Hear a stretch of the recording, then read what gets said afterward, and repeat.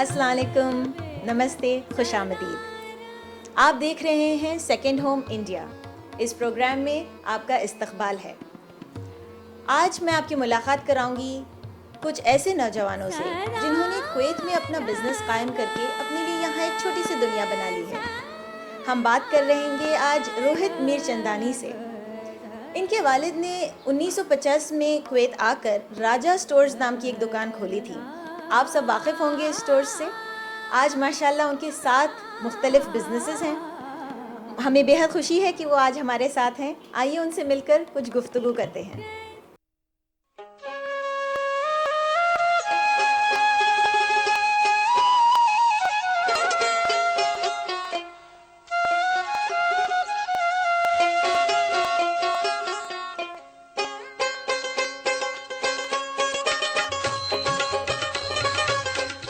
हमारे साथ बात करने का बहुत शुक्रिया। मेरा पहला सवाल आपसे ये है कि कुवैत में आए हुए आपको कितने साल हुए? शुक्रिया। मेरी पैदाइशी कुवैत में हुई थी। इनफैक्ट मेरे जो पिताजी हैं वो इंडिया से आए ऑन अ बोट। उसको 8 दिन लगे यहाँ पहुँचने के लिए। फिर उन्होंने नौकरी की जशमल्स के यहाँ, एंड उसके बाद उन्होंने 1960 में अपने खुद की बिज़नेस खोली, Raja stores and general trading company. 61 में उसकी लाइसेंसिंग हुई थी। तो एज ऑफ इस साल के मुताबिक अभी not celebrating 55 years of Raja stores. उसके बाद डैडी ने शादी की with my mom, and then 4 बच्चे पैदा हुए, उसमें से तीसरा मैं हूँ। आज माशाल्लाह बिज़नेस किस हद तक काफ़ी बढ़ चुका है। हम आज 7-8 बिजनेस करते हैं। एक तो हमारा बिज़नेस सेफ्टी में है, we are known as safety plus. तो हमारी मेन सप्लाई KNPC KOC जाती है, PIC इक्विट जाती है। वो हमारी कोर बिजनेस है। दूसरी हमारी IT बिजनेस है, माइक्रो सॉल्यूशंस, जहाँ पर हम लोग मोबाइल एप्लीकेशंस, वेबसाइट्स कंपनी के लिए बनाते हैं, जैसे कोई टेबस की mobile application and so on. दूसरी हमारे पास अपनी खुद की वर्कशॉप है स्टील बेंडिंग करने के लिए, कॉल्ड वर्क्स अनलिमिटेड। तो वहाँ पर हम स्टील बेंड करते हैं, फैब्रिकेट करते हैं, and we supply to the fire department and to kitchens and so on. तो गज़ू के वक्त भी आप यहीं पर थे, कुछ मुश्किलें तो आई होंगी, कुछ हमें उसके बारे में बताइए।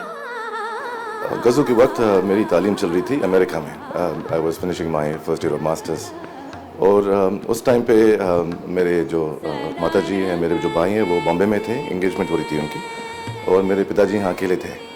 तो एक बहुत ही मुश्किल वक्त गुजरा फैमिली के लिए, क्योंकि हमें ये नहीं पता था, जो कुछ कम्युनिकेशन थी नहीं, तो हमें ये नहीं पता था कि हमारे पिताजी ज़िंदा हैं कि नहीं। और वो 3-4-5 महीने बहुत ही ख़राब निकले, बहुत ही ज़्यादा ख़राब निकले। मैं गया वापस इंडिया स्टेट से, और मैं गया सिटी बैंक के पास नौकरी ढूंढने, क्योंकि उतने मैंने हम करते क्या घर में बैठे बैठे। तो हम गए सिटी बैंक में टू द HR डिपार्टमेंट, और हमें नौकरी मिल गई at the city mobile finance section में।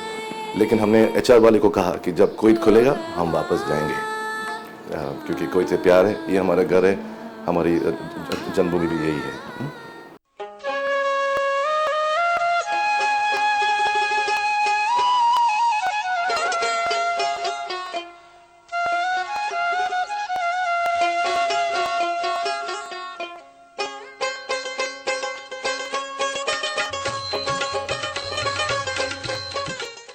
यहाँ कुवैत में तकरीबन 8 लाख इंडियंस हैं, और मैं जानती हूँ आप उनके लिए कुछ ना कुछ ज़रूर करते हैं। हमें उसके बारे में कुछ बताइए। हाँ जी, हम 3-4 साल से अभी विद माय पार्टनर प्रशांत डिसूजा के साथ हमने नामचीन शो रखे हैं यहाँ पर, म्यूज़िकल शोज़, जहाँ पर हमने सुनिधि चौहान, मिका सिंह, और लास्ट ईयर अरिजीत सिंह को भी बुलाया कॉन्सर्ट्स पे। कल्चरली एक्टिव है हम एम्बेसडर्स के साथ, और जहाँ पर भी मदद कर सकते हैं as a company and as an individual हम करते हैं। अगर कुवैत को आपको कुछ शब्दों में बयान करना हो तो वो क्या शब्द होंगे? कुवैत से हमें अपना अस्तित्व मिला, कुवैत में हमारी इतिहास लिखी गई, इंडिया हमारा देश है और कुवैत हमारी जन्मभूमि। Thank you.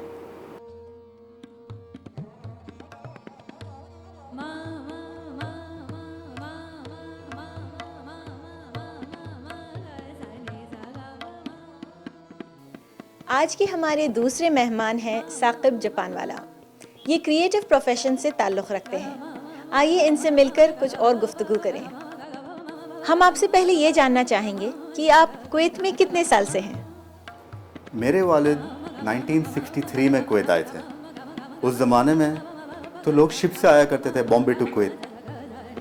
तो हम भी पैदाइशी यहीं हैं, यहीं पे स्कूलिंग की और यहीं बड़े हुए हैं। ख़ास बात ये थी कि मेरे 15 से 17 फर्स्ट कज़न, सेकंड कज़न्स और एक्सटेंडेड फैमिली भी कुवैत में ही थी। तो हमें यहाँ एक घर जैसा माहौल मिला और हम फैमिली की तरह यहाँ बड़े हुए थे। अच्छा, आप कभी कुवैत से बाहर भी रहे हैं? हाँ, कुवैत में स्कूलिंग पूरी करने के बाद फिर पढ़ाई के ही सिलसिले में कुछ साल हिंदुस्तान में गुजारा और उसके बाद ब्रिटेन गया था मैं अपनी मास्टर डिग्री कंप्लीट करने के लिए। अब काफ़ी हमारे जो दोस्त थे उन्होंने अपनी पढ़ाई पूरी करने के बाद हिंदुस्तान लौट गए और काफ़ी ने वेस्टर्न ममालिक में अपना घर बसा लिया। बट ये इस मुल्क की मोहब्बत है जो हम जैसे को वापस खींच लाई और हमने कुवैत को ही अपना घर बनाया। फिर इवेंचुअली अब जैसा आप देख रहे हैं कि हमने ये मैक्स इंटीरियर सेटअप की है। ये एक डिज़ाइन कंसल्टेंसी फर्म है एंड मैं ये कहता हूँ कि we are in the business of creating and selling ideas. और हमारे बहुत सारे क्लाइंटल हैं जो इसको बहुत पसंद करते हैं और हमारे साथ काम करते हैं। हम 5 स्टार होटल्स के साथ काफ़ी काम किया है, कुछ एम्बेसीज़ हैं जो हमारे क्लाइंटल हैं, बैंक्स और हाई एंड रेसिडेंसेस, इन लोगों के लिए हम काम करते रहते हैं। हमने आपके ऑफिस में कुछ अरेबियन प्रॉपर्टी अवार्ड्स की सर्टिफिकेट देखी थी, कुछ उसके बारे में बताइए। हाँ, ये अवार्ड तो मैं कहूँगा कि ये हमारे लिए बहुत ही बात से फ़ख्र और मसरत है। ये एक तरह से हमारे पीयर ग्रुप में रिकग्निशन है कि जो हमने काम किया है इससे हमें भी बहुत खुशी मिलती है और हमारे क्लाइंट भी बहुत खुश होते हैं कि उनके प्रोजेक्ट्स इस तरह से नवाजे गए और हमारी जो टीम है वो भी बहुत खुश होती है कि उनकी मेहनत को इतना रिकग्निशन मिला।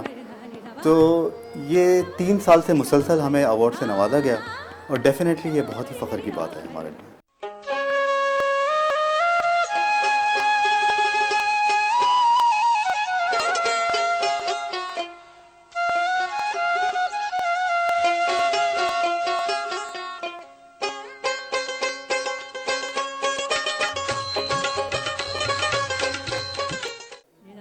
अच्छा, इतने सालों से आप जब कुवैत में हैं, कभी आपको ऐसे महसूस हुआ कि जैसे आपका देश पीछे छूट गया हो?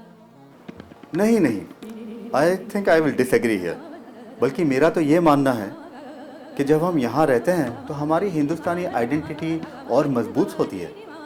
इनफैक्ट जब मैं वापस जाता हूँ और वहाँ लोगों की बात सुनता हूँ तो कोई कहता है कि मैं गुजराती हूँ, मैं महाराष्ट्रियन हूँ, मैं बिहारी हूँ, मैं जैन हूँ, सिख हूँ, ईसाई हूँ, जाट हूँ। लेकिन कुवैत में नहीं। कुवैत में आप किसी से बात करें तो वही कहता है कि हम हिंदुस्तानी हैं। तो मेरे ख्याल से यहाँ रह के, कुवैत में रह के हमारी हिंदुस्तानी आइडेंटिटी को भी एक रीइंफोर्समेंट मिलता है। तो आपकी नज़र में कुवैत एक रहने के लिए, हिंदुस्तानियों के लिए एक अच्छी जगह है? यकीनन। मैं तो सबसे यही कहता हूँ कि कुवैत जैसा माहौल आपको और कहाँ मिलेगा। आप देखिए यहाँ की अदब और तहज़ीब हमारे मुल्क के अदब और तहज़ीब से कितनी मिलती है। तो ये तो बेहतरीन जगह है हमारे बच्चे को बड़ा करने के लिए। एंड मैं डेफिनेटली सबसे यही कहूँगा कि कुवैत को अपना घर बनाना चाहिए। बल्कि यहाँ मैं ये भी कहूँ कि कुवैत के अमीर, यहाँ के क्राउन प्रिंस और यहाँ की हुकूमत के हम शुक्रगुजार हैं कि उन्होंने ये अपॉर्चुनिटी दी कि हम आए और इस मुल्क को हमारा सेकेंड होम बनाएं। और उसके साथ साथ मैं कुवैत टीवी 2 का भी बहुत शुक्रगुजार हूँ कि उन्होंने आज ये प्रोग्राम किया और हमसे ये गुफ्तगू हुई।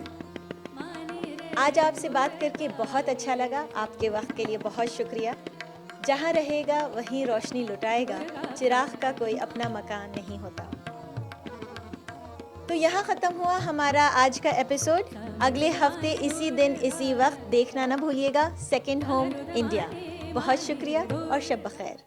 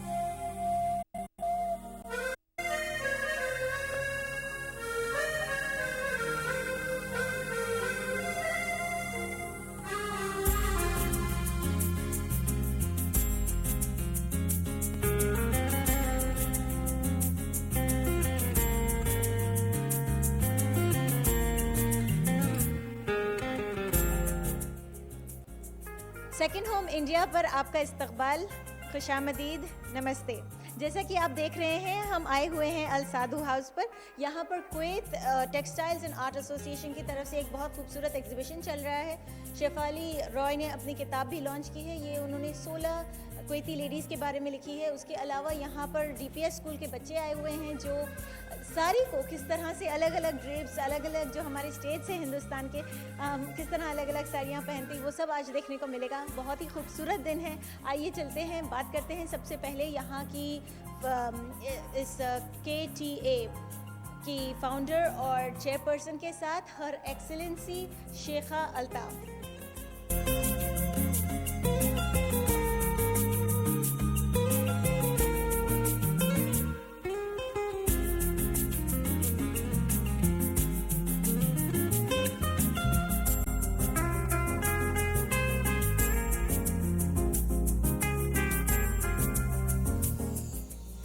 Today, Nilanjana, Agnay, Mariam and Rana will begin their recital with the customary Pushpanjali, literally translating as offering of flowers with folded hands.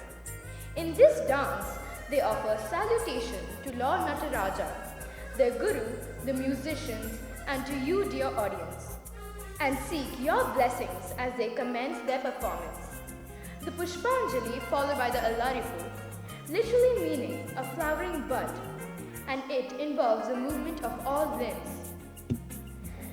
This dance item is a Nritya item based on rhythm and brings out the charms of pure classical dance.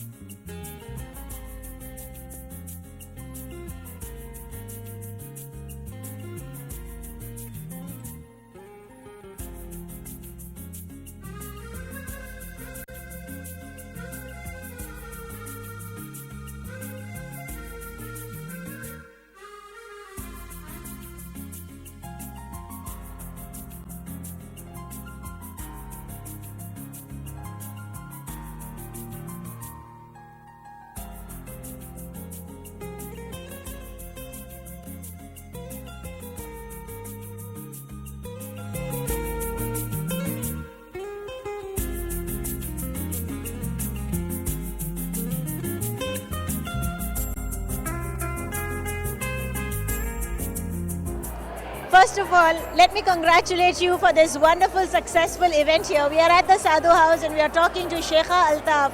Please welcome her. Hello, thank you. Really, this is not my show. It is Chitali's show, and as patron of Sadhu House, I really encourage such cultural exchange.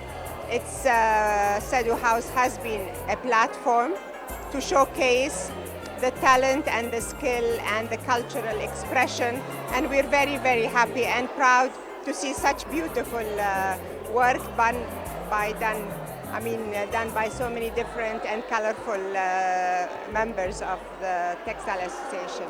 So I'm very happy to see such creative expression, and I wish all the community, India is a rich culture, and this is just a segment of what the Indian civilization reflects. Thank you. So true, absolutely. I have another question for you. Have you ever worn a sari before? Not a real sari, but I love ethnic clothes, and I think the sari is one of the most beautiful traditional clothes. And I like what Chitali said, that really the sari is the fabric that unites India, so it is something very symbolic and beautiful at the same time. Yes, true. Thank you so much for talking to us. Thank you. So that was Sheikha Altaf, founder and chairman of Al Sadhu House. And let's talk to someone else from this. It's a beautiful evening. Let's go and talk to someone else. तो अब हम बात करने जा रहे हैं दोना अल-शाया के साथ। ये यहाँ की KTA की प्रेसिडेंट है। आइए उनसे मिलकर पूछें आज की शाम के बारे में। Welcome to Kuwait TV2. Well, thank you. So happy to be here. Glad you're here too. Tell us something about today's event. I thought it was successful and it was brilliant. The colors is so beautiful. It was such a joy to be here. Thank you so much. We're glad everyone could come. We wanted them to experience what we know to be true, which is that textiles unite people. And it's the thread of textiles throughout societies. And Kuwait has such a diverse culture, so many different nationalities, and we're so happy that we're able to celebrate all these differences. Tell me one thing. Have you ever worn a sari? Actually, no, but I have taken a sari and I've taken it apart and cut it into a dress, and I wore it for an Indian wedding. Oh, wow, that's very creative of you. So glad you did. It was so nice talking to you. Thank you. Thank you for bye-bye. So that was Donna Al-Shaya. तो आपने ये show देखा। आज यहाँ पर DPS school के काफ़ी सारे बच्चे आए हुए थे जिन्होंने इतनी खूबसूरत परफॉर्मेंस की। DPS स्कूल की एक टीचर हमारे साथ आई हुई है जो इनकी कोरियोग्राफर रह चुकी हैं। आइए उनसे मिलकर कुछ बात करें, उनसे कुछ सवालात पूछें। Hello, welcome to our show. Hi, I'm Sujata. Yeah, how are you? I'm good. Tell us something about this show. How did you come into this? What is your contribution to tonight's show? Actually, anything where it happens, if it's the cultural involvement, I'm always there. So they just asked me to rope in for helping Chitali with some sort of a drapes of India. So I'm very fond of, anything bright and cultural. So I said, okay, fine. So I just arranged for my models of the school only. We are all teachers and students of 12. So we just tried to, portray something nice about the country, the drapes and the colorful hand embroidery. Everything was very ethnic. And this is something my passion. I love to do something like this. How many different types of saris did we have today on stage? We're having around 18 saris with 3 contemporary. They were lehenga. Like I'm wearing a Ritu Kumar and the others were 2 wearing the other lehengas. So we had Reena Khanna also. She was Anamika Khanna. She was also. How long have you been in Kuwait? 23 years now. Do you like living here? Of course, it's a second home to me. It's so beautiful. I really like it. I've always got from it something always good. Kuwait has always been very nice. So far, so good. शुक्रिया आपका हमसे बात करने का, बहुत शुक्रिया। तो जैसे आपने देखा, इनके लिए भी कुवैत है दूसरा घर, हम सब की तरह।